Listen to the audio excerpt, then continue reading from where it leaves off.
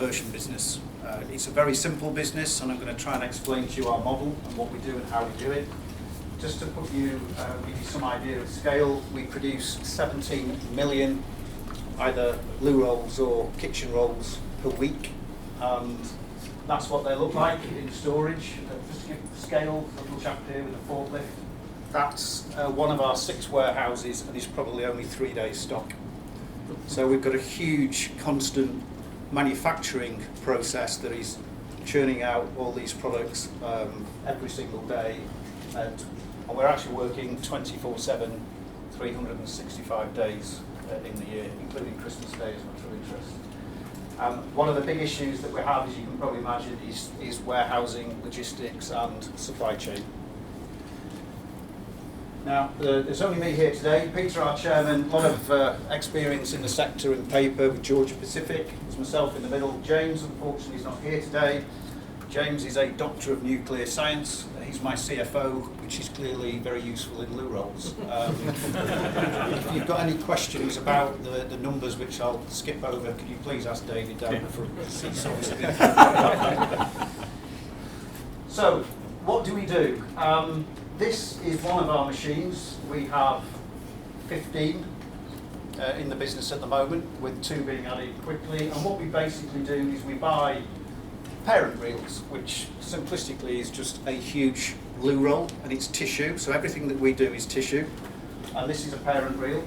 And we essentially unwind them and then rewind them onto rolls, whether it's for different pack sizes, different products, kitchen towel, as I say, loo roll, and this is actually a facial tissue line. So when you go into some of your retailers, if you look at cubes or man-size packs of Kleenex, those sort of things, Kleenex being the big brand, that's what we do. We are slightly different to everybody else in our marketplace in that we don't have a paper mill. We are the single biggest tissue conversion business in the world that doesn't have a paper mill. So we are a huge buyer of tissue from all around the world. We convert it through various different processes into bulky packs. To give you an idea, one container that comes in, and a container you probably know is a 40-foot container, there are 3 trucks that come out of that on the other side. So hence the logistics process of and the movement is a very important part of what we do. So, some highlights. Apologies, this is because of the nature of what we do. We're only allowed to say what's out there in the public domain. I'm learning that as a relatively new PLC CEO. We launched in June last year, successful raising of 63.5 million. We used that in the main to change our money into lower interest money, which has helped clearly our performance. In terms of our growth in revenue, just under 9%. You can see what our analysts think about what our growth is for this year. They're allowed to do that, I'm not. But clearly we're on a reasonably decent growth trajectory. And we have had recent record months in terms of sales out, and that continued on into December.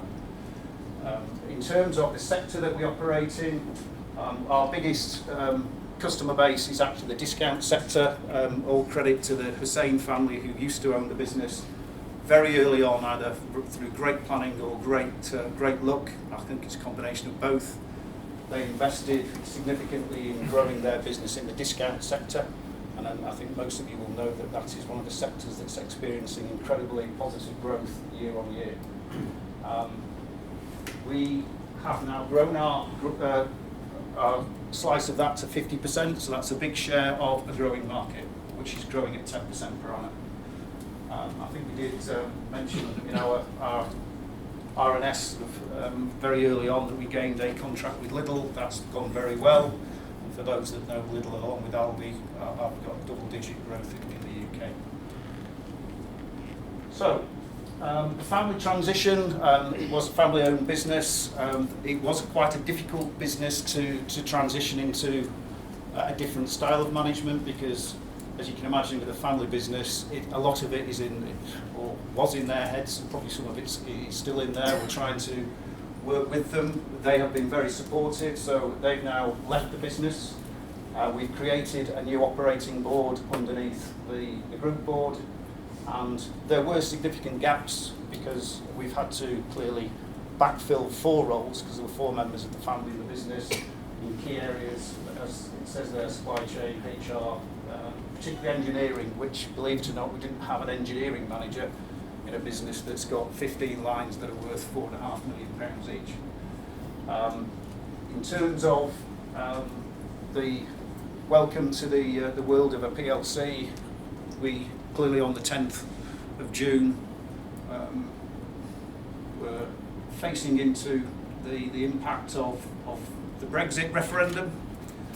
Fortunately, we did a little bit of purchasing ahead in terms of hedging, and we filled our boots as much as we could on dollars because our marketplace is based on dollars, which has enabled us to weather the storm in terms of exchange rates certainly for this financial year. And as we indicated on IPO, we did actually pay our first dividend, and we're on track to pay our second dividend. So, in terms of key priorities, just working out. Very simple. Strategically, it's about growing the top line and also then protecting the bottom line. So, our organic growth, as I mentioned, at IPO, we were actually 35% of the discount market. We're now 50%. And clearly, the Lidl contract and a few other contract wins has helped us with that. Just to give you an idea of scale, our marketplace, and this is what we call manufacturer's selling price, not retail, is 1.5 billion per annum, and it's growing at 1% per annum. The discount sector is 250 million of that, so we have 50% of that at this point in time.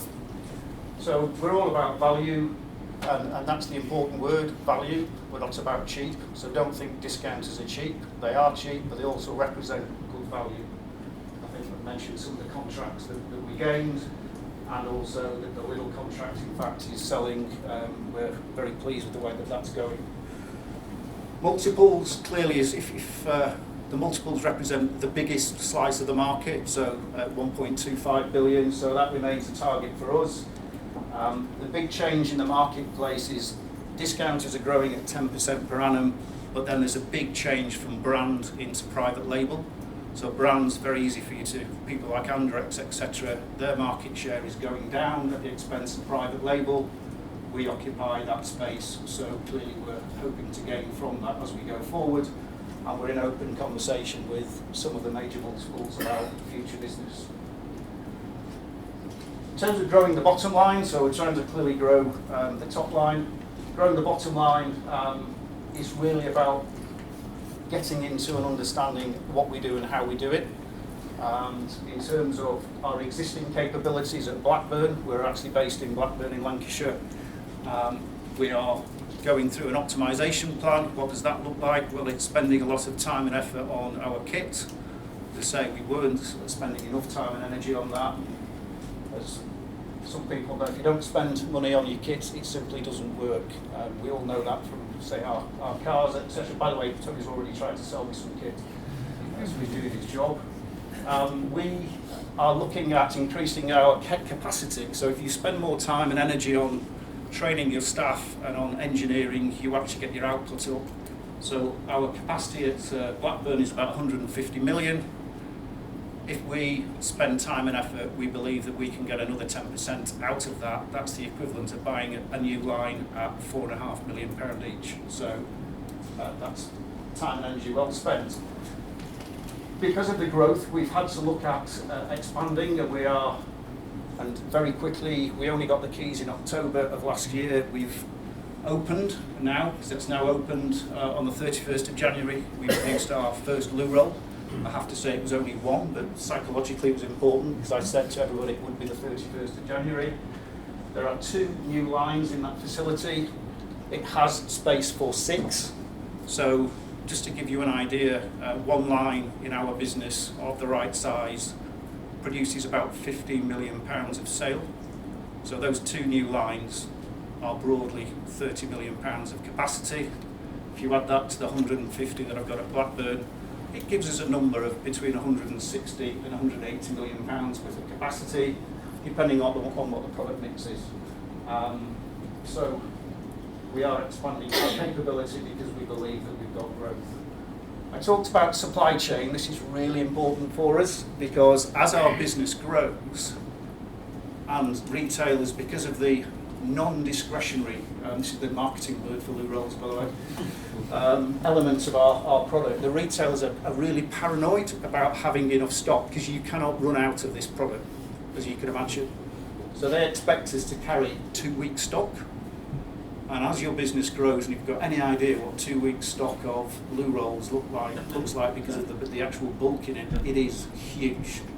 So we have a big warehousing challenge, and we are looking at a future-proofing of that by consolidating. We've got actually 6 different warehouses, which I'm looking at, and we're right in the process of moving that into one big central solution. So taking out duplication of costs, simplifying our supply chain, and we found a rather large warehouse in Lancashire, 400,000 square foot, which we will use for central distribution to all the retailers. So that's a big change for us. And the other piece of investment is clearly in people, because we're trying to create a platform for future growth. And that means I've got to have highly skilled, almost over-speccing the people that we bring into the business because we've got very ambitious plans. Our raw material sourcing, we have managed to, during the first half, one of the key challenges obviously with the exchange rate change was making sure that that didn't hit the bottom line, so we hedged, so we covered most of that. But at the same time, we also managed to reduce our paper price, and I'll talk a little bit about our sourcing policy in a few slides' time. So, in terms of inflation, which anybody who deals in a product that's either abroad or particularly dollar-based, the entire paper industry in the world is dollar-based. So that has clearly presented challenges to us. But just out of interest, because what we get asked by a lot of investors is that a disadvantage because you've not got your own paper mills?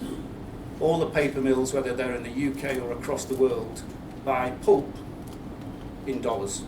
So we all face into the same headwinds of inflation and exchange rate driven cost. And inflation will come. I know there's a lot of debate about it in whichever sector, product category you work in. This one will have inflation, which is inevitable. And clearly that then presents a whole set of negotiating debates with the retailers, and which is always a challenge in its own right. We are looking at some consolidation in the UK. We are looking at potential movements into Europe simply because of some of the currency hedging that may present. But that is just part of any management review that you would expect us to be doing. So I'm not saying that we've got something in the pipeline, I'm just saying that you would expect us to be doing that because, again, we've got fairly significant growth plans. The financials, clearly David's going to take you through. No? I'm really not going to spend too much time on these because they're actually all in your packs. The key is that they are progressive, and we clearly are doing all that we can to keep our margins. Margins in our industry, and I'm from the food industry, which is very tight, very tough. I was quite surprised at the margins in tissue, and actually our margins are quite low compared to some of our competitors like SCA, Sofidel, Kimberly-Clark, where they'd be expecting 15 to 16% return on sales. So everybody thinks it's a commodity. It is, but it's actually quite a decent commodity in terms of return. As I said, just move through these if you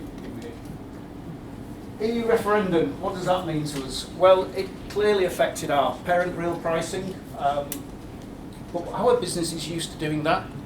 So generally, whilst we got a fairly catastrophic exchange rate change in June of last year, over a number of years, what the business has got very, very good at is every time there's an exchange rate change, we manage to use our supply base to leverage greater cost saving than the exchange rate saving. Hence in our first half, you'll have seen that actually, despite Brexit, our margin was enhanced because we actually bought better.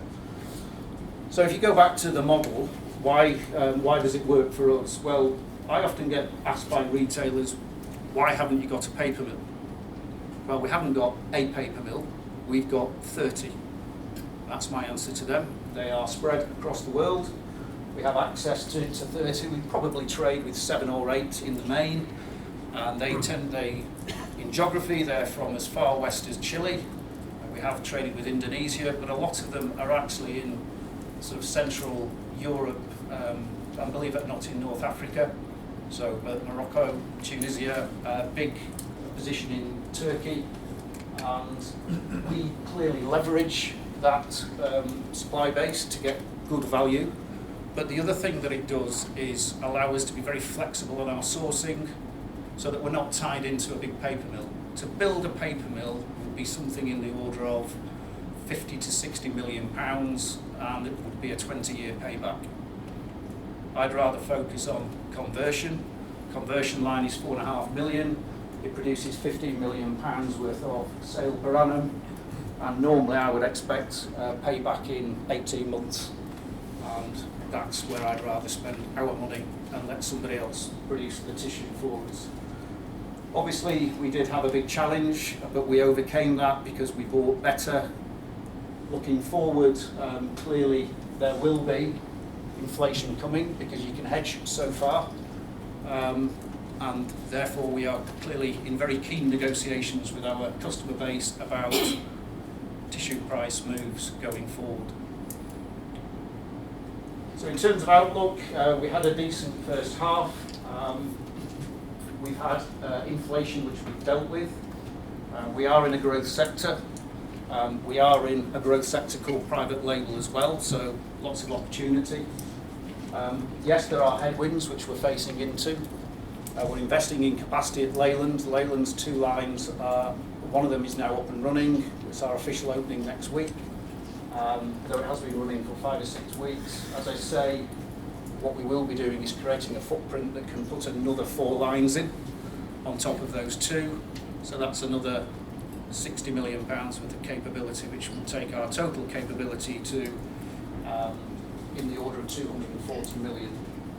I haven't yet got the sales for it, but in our sector you've got to invest in front to be able to demonstrate to the retailers that you've got capacity to give them the confidence if they're going to move a major contract. So the second half we've been focusing on price increases with the retailers, and yes, we've been having those negotiations. Has it been easy? No, never is. They'll find lots of reasons not to pay you, but eventually it will happen. Some of the big brands will move first. That's the way the marketplace happens. Then own label will follow, and then the discounters will follow the own label of the major multiples. It's just the way our marketplace works.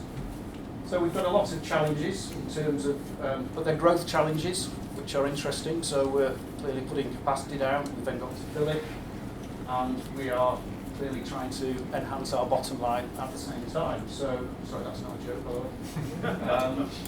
It's amazing when we sit in front of our investor groups when we do our roadshow, you can see them all looking very stern and trying not to make any joke you can possibly imagine. And we have heard them all, but actually when we sit in front of everybody, they're very good. We know what they're thinking, but given their credit, they don't actually say it. So that's us, that's Accrol, growth business in a sector that will be here for a long time, and we are in the right parts of that marketplace.